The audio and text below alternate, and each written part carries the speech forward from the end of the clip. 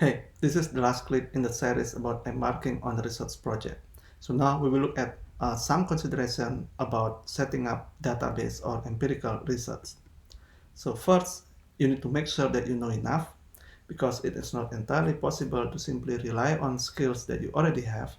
So you need to check if you require additional skills or additional knowledge, such as maybe you need to read other textbooks for your own study. Maybe you need to learn certain software, and again digging up old notes and ask your lecturers about the books that you need to read and also certain subjects that you need to take for the area that you are interested in. Now, how about getting subjects and informants? So you can work with just one person in some detail. Maybe you want to do some autobiography study or some experimental study, okay? Um, or you can work with some people, more than one, to perform some tasks. It could be questionnaires or experiment as well. In other way, make sure that appropriate people are available for your tasks. Here are some questions that you need to consider in relation to dealing with subjects and informant. How would you persuade them to give up their time? What will you tell them about the purpose of your study? If you want to compare males with females, are you easily going to recruit the same number of each?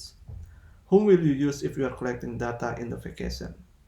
If you recruit willing members of your family, what will be the effect of their differences in age, education, and so on for your results later on?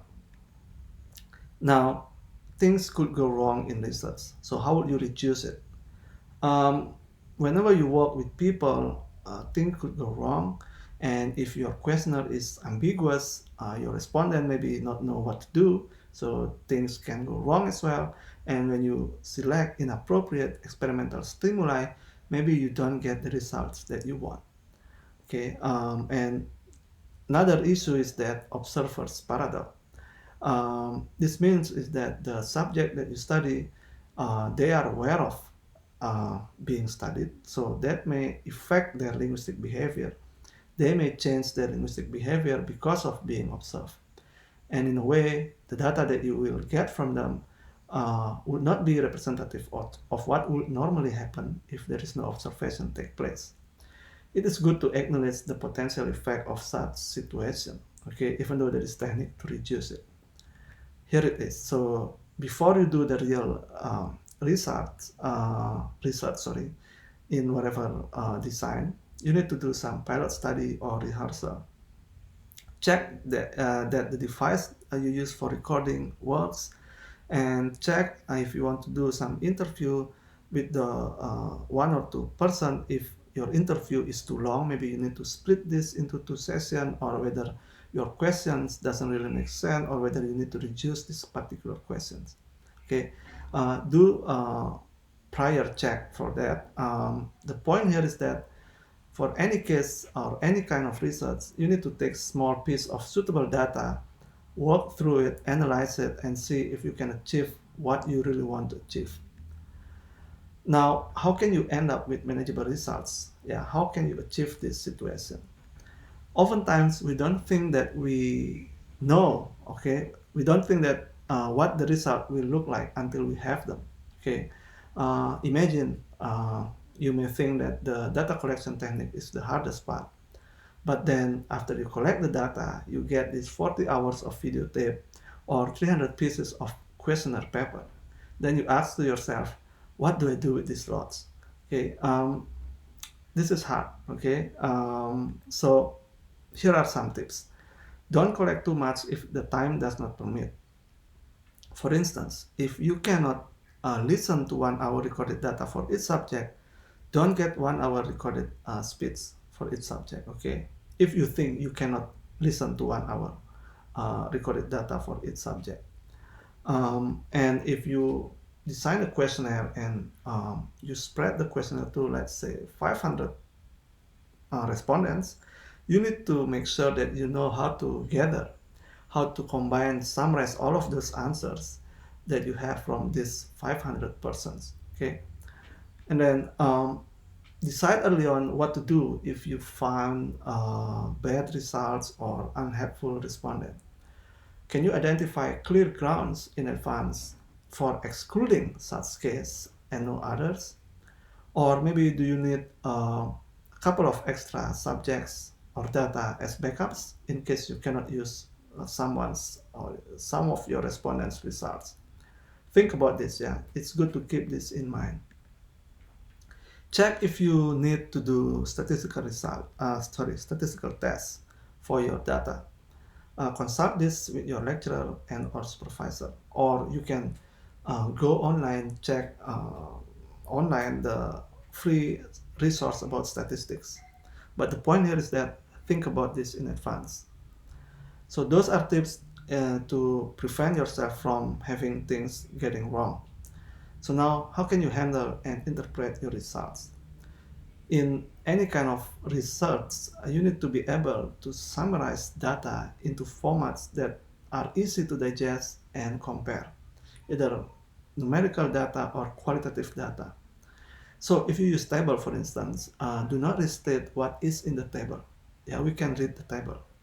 But what you need to do with the table is that you need to refer to them and interpret the data in them. Yeah, analyze them, make sense of the data in the description so that your reader can learn something about the data. Yeah, so that the reader can know that okay, this data is relevant for the question that they ask. Okay, always interpret the data in the table, in the graph, and relate them into the research question that you ask. Can we learn something? Can that data answer the research question that you ask?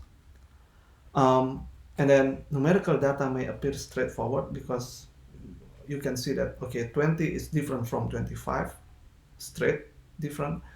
But then at the end, you may end up not knowing what the number means. If you find, for instance, linguistic feature A is bigger or more frequent than linguistic feature B, you need to know how to explain that. You need to know what that means. In any case, yeah, if you find linguistic feature B is more frequent than A, what that means, explain them. Or if you find equal distribution, equal frequency for these two linguistic features, what that means and what is the implication in relation to your research question. Non-numerical data is often much messier and much more difficult to draw from conclusion form.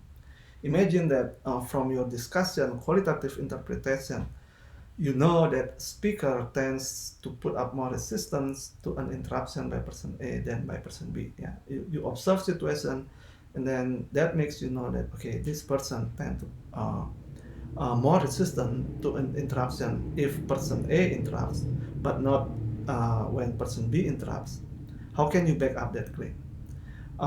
If you try to look for clear examples and ask yourself that does this example really demonstrate what I think, demonstrate the claim that I think holds in this situation, and when the answer is no, maybe you need to discard that claim. You need to leave the claim.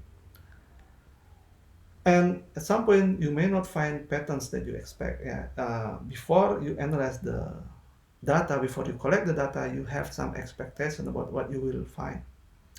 At the end, you didn't find what you expect. That is still a result. Maybe that's now result. Okay. Then you need to explain why it has happened. Could it be due to my experimental design, the number of sampling or data collection technique that I employ? In either way, you need to be ready to be critical to your work. You need to get ready to state how your work can be improved because research, again, is about progress. You need to be able to identify what next that need to be done and how. Okay, so now let's move on to discussion and drawing conclusion. You need to conclude about an aspect of how language works, how people use or process language, how literary works, how literature affects society, and so on.